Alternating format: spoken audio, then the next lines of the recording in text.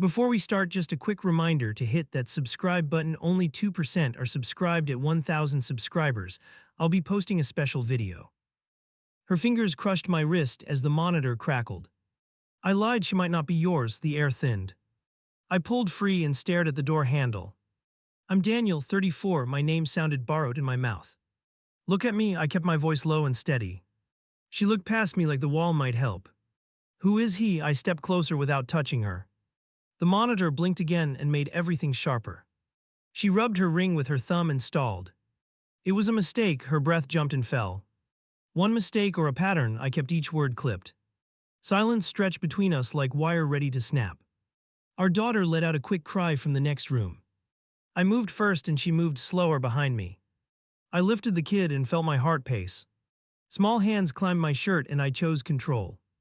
Back in the kitchen, she hugged herself and watched me. Tell me his name, I opened a drawer for nothing. Her jaw worked once and then locked hard. He works near me, the monitor buzzed like a dare. Near you or with you, my chest pressed the counter. He used to message after hours, her eyes flicked left. You answered more than once, I left no space. Her shoulders dropped an inch like something cracked. We can solve this today, I took out my phone. No delays and no new drama, I typed a clinic. She breathed out like she hated oxygen. Fine, she lifted her chin but not her eyes. I strapped our kid into the car and waited. She climbed in slow and stared through the windshield. The engine hummed and every street felt hostile. I drove anyway because stalling felt like surrender. At a light, she reached for my sleeve and stopped. I swear I never wanted this, her hand hovered. Intentions don't change facts, I nudged forward on green. A horn flared and my pulse matched it. Outside the clinic, she hesitated but didn't run. We walked in tight formation with no words. A receptionist lifted a brow and handed forms. Pens scratched like tiny knives on cheap paper. In the sampling room, our girl giggled at the swab. The nurse nodded once and sealed the envelope. My hands clenched, then opened on purpose. I felt ready and not ready at once. We stepped back outside and the sky felt heavier. She leaned on the rail and finally met my gaze. If the test clears you, she swallowed and waited. You will tell me everything before I ask. Her phone buzzed and she flinched like burned skin. Who keeps texting? I angled my head at it. She locked the screen and shoved it deep. Spam, her mouth said it but her eyes dodged. I pointed at the phone and held out my palm. She shook her head once with a quick tremor. You want trust and you hide, my voice hardened. She slipped the phone across and watched my face. Unknown number pinned the top of the thread. One message hung there like a hook. Tell him the truth or I will, my stomach cooled. I lifted my eyes and something inside shifted. I typed back before fear caught up. Name and place, my thumb hovered for one beat. 3 dots blinked like a dare then paused. A selfie dropped in, he stood by the bus stop. She reached for the device then thought better. Don't engage, her knuckles pressed into the counter. You already involved him, I locked the screen. He is 2 blocks away and watching. We moved fast and quiet because panic wastes time. I buckled our kid and checked the mirrors. Public space only, I kept my voice measured. She nodded once and stared ahead like stone. At the intersection, the light stayed stubborn. Her hand shook near the gearshift then flattened. I can go alone, she pushed the words out. You won't, I eased forward as the light changed. He waited near the bench with his hands buried. A cap hid half his face and made him casual. He smirked when he spotted us and flicked his chin. I parked within sight and kept the engine live. Stay here, I passed her the spare key. She pulled our kid closer and watched my steps. Each yard tightened my chest and cleared my head. He adjusted his stance like he owned the sidewalk. You messaged my wife, I stopped to stride away. He glanced past me toward the car and grinned. Finally, he wiped his mouth with the back of his hand. Let us quit the Boy Scout act. Use your real name, I folded my arms and waited. Why? He scanned the street with lazy eyes. So there's record if this goes wrong, I didn't blink. He laughed once then shrugged like nothing mattered. Evan, he leaned in to catch my reaction. I gave him nothing he could use today. You want money or chaos, I held my ground. He rubbed his jaw and checked my shoes. Truth, he leaned back and enjoyed the word. You're not the dad and you know it. Prove it, I took one step closer. He fished a folded page from his pocket. He waved the paper but kept it tight. You get this when she explains everything. Everything already happened, I didn't look away.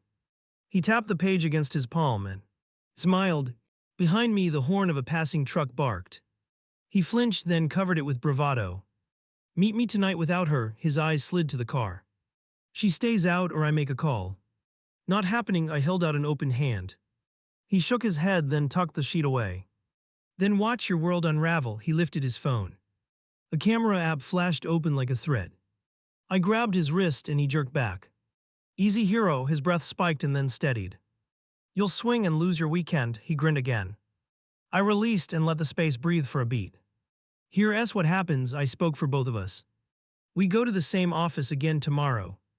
You stand there and give a sample. Or I take your messages to someone with a badge. He weighed the street and then weighed me. This isn't your script, he shoved his phone away. You're bargaining from panic, he looked almost bored. I kept still because stillness unsettles predators. He finally nodded like he owned the idea. Fine, he pointed at the corner store entrance. Inside at the back in 5 minutes. No cameras, he turned and moved off. I waited 2 heartbeats and walked back. She unlocked the door and searched my face. He wants a private corner, I rested my hands on the roof. I go alone and keep line of sight. You're not stepping behind anything with him, her jaw set. We stay in view or we leave now. She shifted our kid higher against her shoulder. Resolve replaced fear and changed my plan. We entered together and ignored the aisles. A clerk glanced up then returned to their screen. Evan lingered near the coolers with a paper cup. He looked irritated and almost curious when he saw us. You changed the terms, he flicked his wrist at me. I changed the odds, I stopped under the security dome. Talk where we both can see the exits. He exhaled hard and jutted his chin toward the back. We stayed under the camera and made him adapt. Show the paper, I kept my hands visible.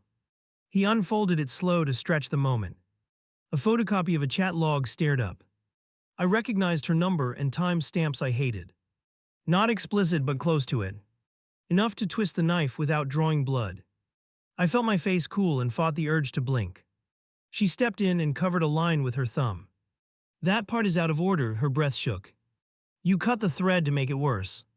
Evan smiled because ugliness gives leverage. Full thread or it's worthless, I kept my tone level. He pocketed the sheet and checked the ceiling camera. Tonight for the rest, he tapped his temple twice. You'll want what I saved. I moved half a step so he had to adjust. Tomorrow at the office first, I held the stare. Non-negotiable, the words tasted like steel. He glanced at our kid and that sealed it. He backed away and tossed his cup in a bin. See you soon, family man, he pushed through the door. The bell snapped shut and left our breathing loud.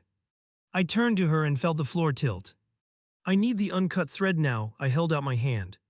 She unlocked her screen and hesitated 1 second. Then she placed it in my palm like a confession. My heart counted down as I scrolled. The messages showed jokes that weren't jokes.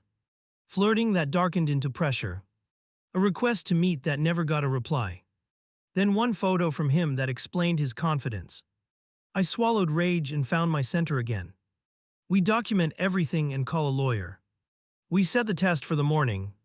And we do not split up tonight. Outside the wind rose and made the sign rattle. I looked down the block and spotted Evan's silhouette. He raised his phone and snapped one more picture. I smiled without warmth and started walking his way. I closed the distance before he pocketed the phone. Delete it, my shadow crossed his shoes. He raised the device like a toast and grinned. I didn't blink and his grin thinned. Tomorrow 9, I held my palm out. You show up and swab with us. He twirled the phone and weighed my stare. Or what, he whispered, hunting for a flinch. I lifted my own camera and hit record. Documenting harassment, my voice stayed even. He froze long enough to measure risk. Then he lowered his chin and hid his face. A patrol car rolled past and slowed. He scooted toward the alley without turning around.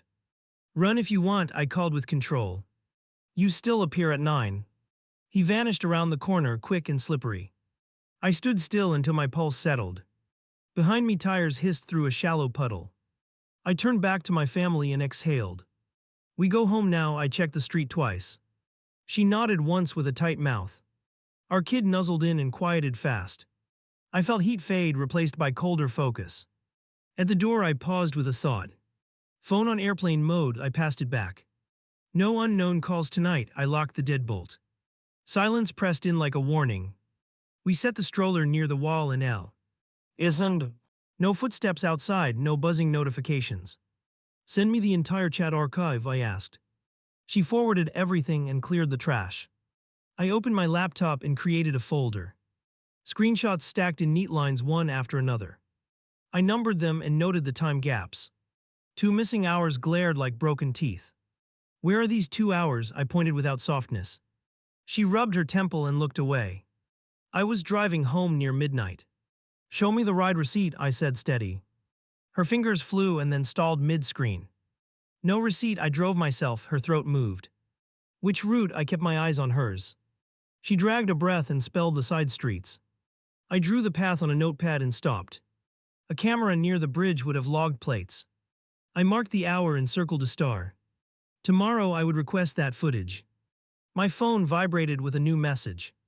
Unknown again, different number this time. A single line weighted like a thumbtack. Check your porch. I opened the door while she held her breath. A small envelope leaned against the mat. No return address, no handwriting on the front. I brought it inside, careful, slow alert. Inside lay a memory card and a slip. Watch, then choose silence, block letters sharp and ugly. My stomach tightened as the room seemed to tilt. I slotted the card and braced. Clip 1 opened on a hallway security feed. Timestamp matched the night she mentioned. A figure approached a doorway with a hoodie up. Another figure followed and blocked the lens. Clip 2 showed the same corridor minutes later. The hoodie slipped down around a familiar jawline. Evan faced the camera and tapped the frame. Then the feed cut with intentional static. She covered her mouth and backed into the table. That place isn't my building, her eyes were wide. I never went there, her voice trembled and steadied. The certainty in it snapped me awake. Someone wants a story shaped like doom. I rewound and played the clip again. A poster on the wall named a serviced office. I took a photo and zoomed the address. I dialed the business line and prepared a lie. Lost my keys in your hallway, I kept it mild. Can I confirm your hours for tomorrow? The receptionist gave a schedule without hesitation. I ended the call and mapped a morning plan. Lab first, then that building, then the station. She leaned against the counter and found her balance. We do it together, she said without shaking. I packed the card into a sealed bag. Chain of custody, I muttered for my own sanity. We signed our names across the tape strip. Small rituals calmed the storm just enough. A final message arrived while I labeled the bag. Different number, same menace boiled down. Bring cash if you want the rest. I smiled at the ceiling because fear was shifting. We ate in silence because chewing took effort. Every sound felt too loud for the room. Our kids slept heavy through the noise in my head. I washed the plate and listened for tires outside. Nothing came, but sleep refused to land. I lay on the couch with the folder near. Every 15 minutes I checked the hallway camera. A figure never appeared, and that lied like bait. Near dawn I stood and stretched until my back popped. The plan clicked into place with a clean snap. If Evan dodged, the footage would pull him back. If he showed, the bag would greet him first. I woke her gently and poured water. Clothes on, documents ready, no detours. She straightened her shoulders and tucked hair behind her ear. For the first time, she looked ready to fight. The clock hit 8:50 and my chest steadied. We strapped the baby in and headed for the door. On the sidewalk, I spotted a car idling across. A silhouette inside raised a phone and froze. I walked toward the idling car before he reacted. The window stayed up, face hidden behind a visor. 9 at the lab, I tapped my watch with 2 fingers. The visor tilted, then the engine cut and restarted. We drove straight to the clinic and parked nose out. Inside, a clerk called our number and didn't look up. I signed fast, then handed over the sealed card bag. Please log this evidence, I asked, calm but wired. A tech took swabs with practiced speed and neutral eyes. Our girl laughed at the tickle and reached for my chin. I stared at the consent line until the pen scratched. The tech labeled vials, snapped lids, and locked them away. At the exit door, I checked the street without moving. A sedan turned the corner and slowed by the hydrant. The visor from earlier appeared again, bold now. I lifted my phone and filmed until the car rolled on. Next location, I breathed, and we headed for the office. My call from last night paid off at the reception desk. Visitor log for yesterday, I requested, palms visible. The attendant hesitated, then slid a clipboard across with a sigh. 3 names popped, one scribbled to look meaningless. No. Sloppy signature matched the time on the memory card. Print that page, I asked, and the printer chirped. Paper slid out and my pulse climbed a notch. We took the elevator because stairs would corner us.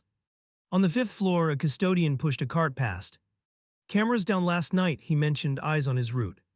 My neck tightened as something clicked into place. Who ordered that maintenance? I asked, keeping it light. He pointed at a sticker with a contractor's hotline. I dialed and a recorded voice listed yesterday's tickets. One work order referenced this corridor at midnight. He stepped from the stairwell while I held the phone. No visor now, just a hood and a half grin. Morning field trip, he drawled, leaning against the frame. People walked past and pretended not to notice. Lab completed, I said, letting the words land. You're next, I tapped my pocket where a document sat. He shrugged like boredom, then glanced at the ceiling dome. Still broken, he muttered, almost disappointed. I raised my camera again and angled it wide. Public space, I said so he heard the boundary. He showed a folded sheet, then palmed it away. Real story costs cash, he smirked, eyes drifting to the stroller. I stepped between him and my family without ceremony.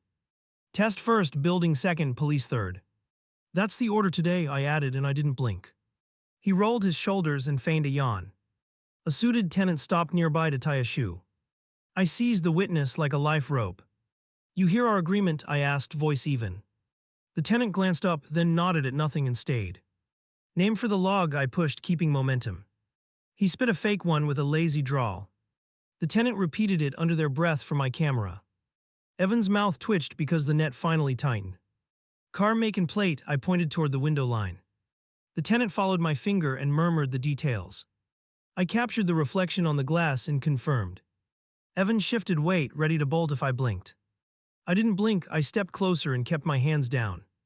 You're walking with us to the lab, I said. Or I call right now and play the card. He scanned the hall and met 2 curious stares. You want drama, he sneered, but softer now. Drama is already here, I answered with a small smile. He scratched his cheek, calculating margins he didn't own. Then he nodded once and started toward the elevator. In the lobby, he veered for the door without warning. I anticipated the cut and blocked with my body. The attendant pressed a panic button and stood. Outside, the sedan from earlier rolled past again. We crossed the sidewalk as a patrol car turned in. Evan saw it and slowed like concrete hardened around him. I lifted a hand and flagged the unit without panic. 2 officers stepped out and watched our triangle. Escort to the lab for a voluntary collection. I spoke clearly and held up the case bag. Threats, deleted footage, and a car that keeps circling. Help us keep this clean, I added, steady and direct. The officers glanced at each other, then at Evan. Voluntary is fine, one answered, palms open. Everyone stays visible, the other added with a nod. Evan smiled thinly and pretended the plan was his. We caravaned 3 blocks with the cruiser behind. At the entrance, the same tech recognized my face. We need one more sample, I said and gestured. Evan rolled his eyes but followed the technician in. I waited with my family in the lobby seats. A minute stretched into 2 while doors whispered. I pictured him pocketing a swab or contaminating vials. I stood, ready to blow the alarm if anything drifted wrong. The technician returned first with a sealed kit. Chain intact, they said, forcing a formal tone. Evan stepped out, rubbing his wrist like it mattered. I scanned the labels and matched every number aloud. Outside, the cruiser idled while we regrouped. One officer took my printed visitor log without comment. Bring this and the card to the desk later, he said. Stop meeting alone with him, the partner added, firm. Evan slipped toward the corner like water seeking drain. I moved before he vanished and kept him in frame. Next stop, that hallway, I called, letting witnesses hear. He pivoted halfway, then continued, betting I'd give up. We did not give up, we followed to the serviced office. The custodian recognized us and unlocked the hall. Evan stalled at the threshold and weighed his options. I pointed at the ceiling mount and lifted my brows.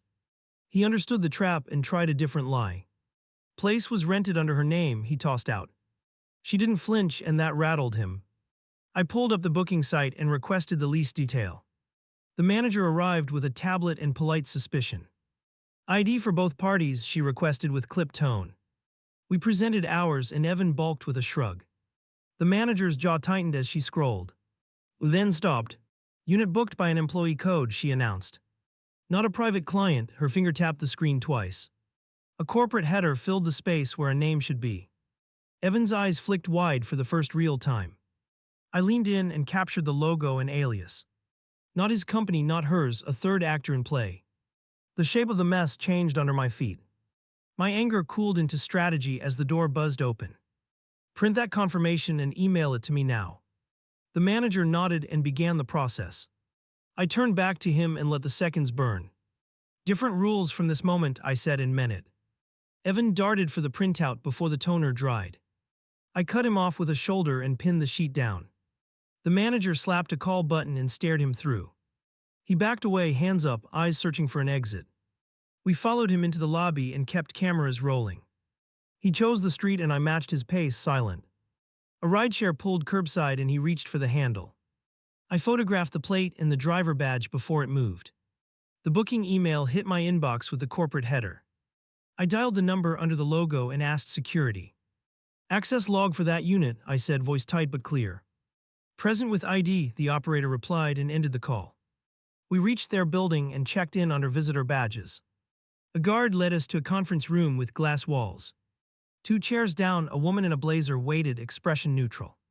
State your purpose, she said, eyes on the sealed evidence bag. Room was used during an incident. I placed the card on the table. The reservation came from your internal code. I tapped the print. She pulled a tablet and opened an access screen without hesitation. One name surfaced under contractor privileges, Rylan Pierce, familiar yet distant. Rylan is on site, she said and pressed her radio.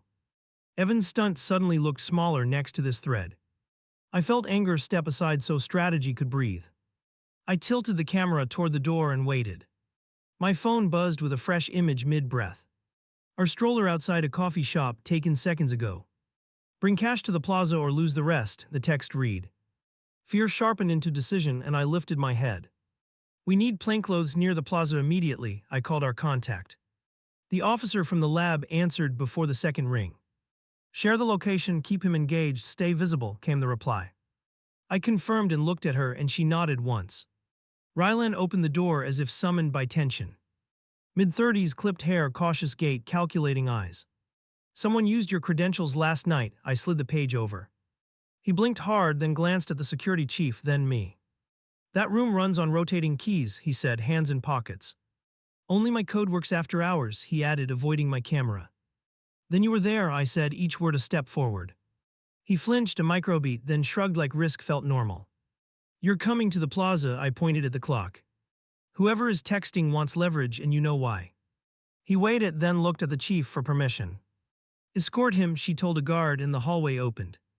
We set a route with 3 exits and 2 choke points.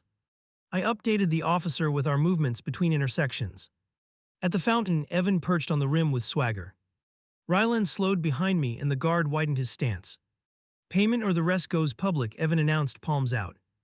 I raised my phone and angled the lens toward his wrists.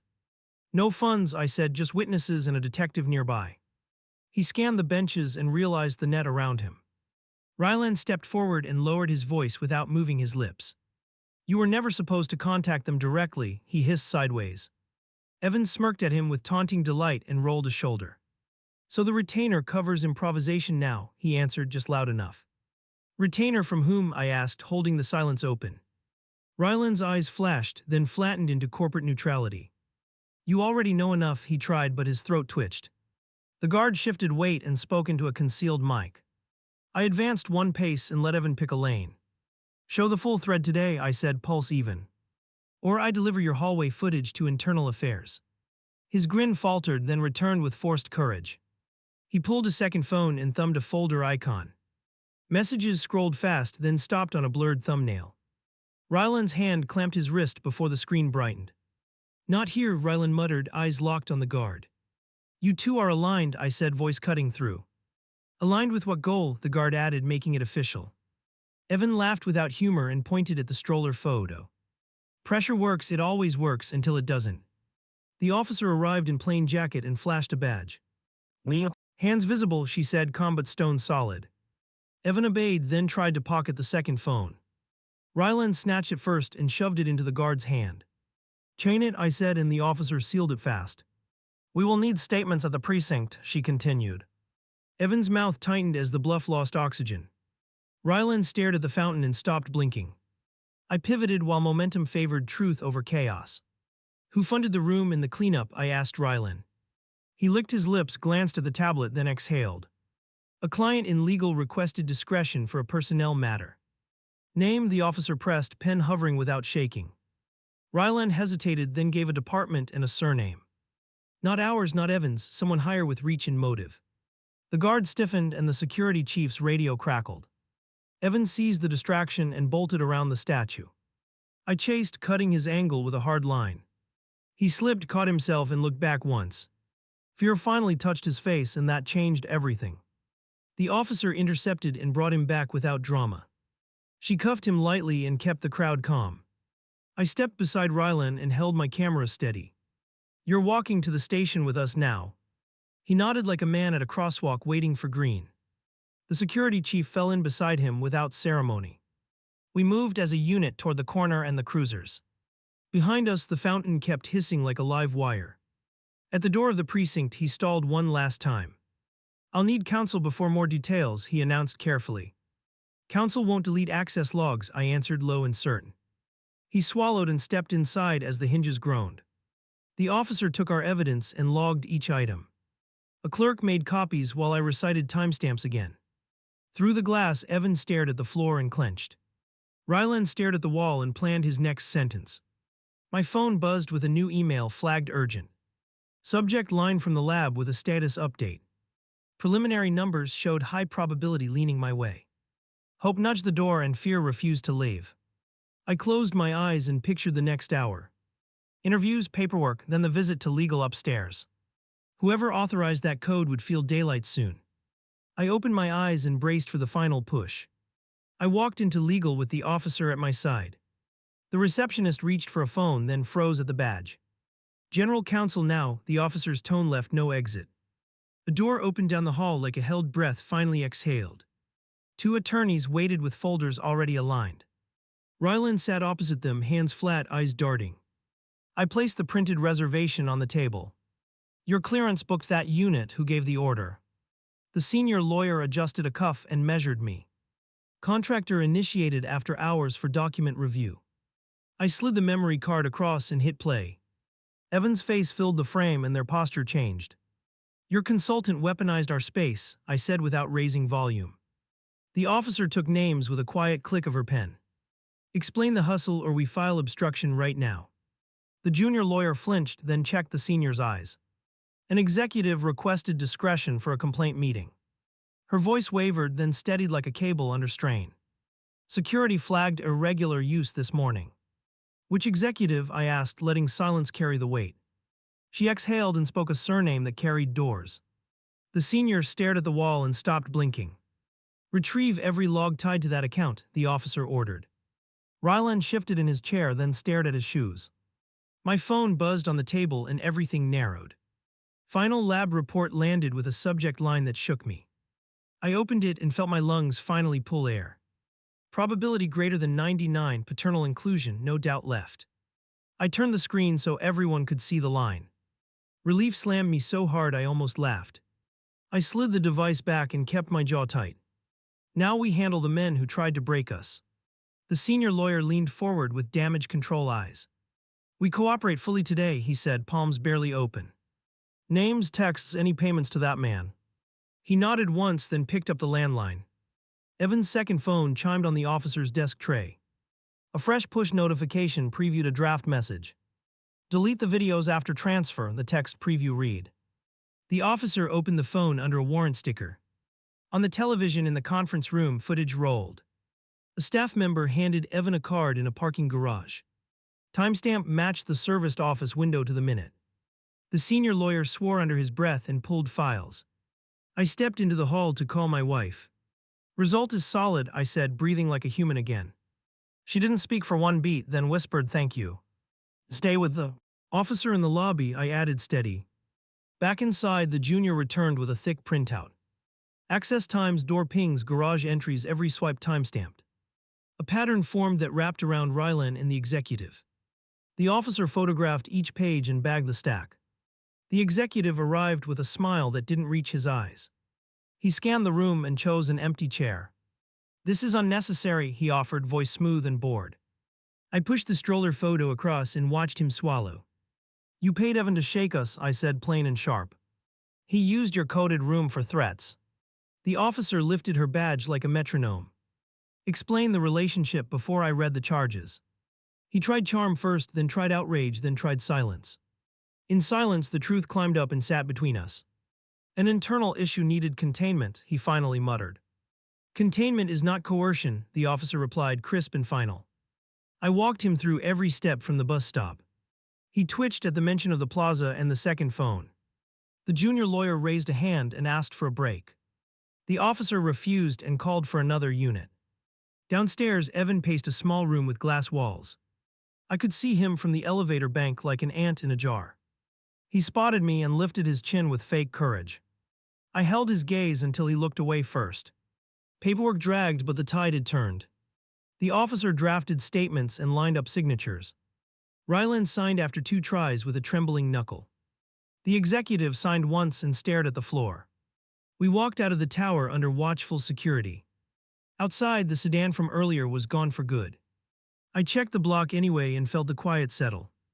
Not peace, but something close enough to hold. At home, she waited by the table with folded arms. I placed the lab result beside her phone. She touched the number and then looked at me. "We rebuild under rules, or we call it." "Rules," I answered, because fear had burned off into clarity. "All devices open, no late meetings without heads up. Therapy together and separate starting this week. We tell the truth even when it complicates." She nodded and slid the result into the folder. "We protect our daughter from grown men's games." She stood and wrapped both hands around my forearms. "I can own my part and follow these." The officer texted a summary as evening settled in. "Evan booked, Ryland cooperating, executive suspended pending inquiry." The serviced office froze all after-hours access. The message ended with a single line, "Keep everything backed up." I moved the files to 2 separate drives. I printed the booking page and stored it with the logs. I labeled the envelopes with bold black letters.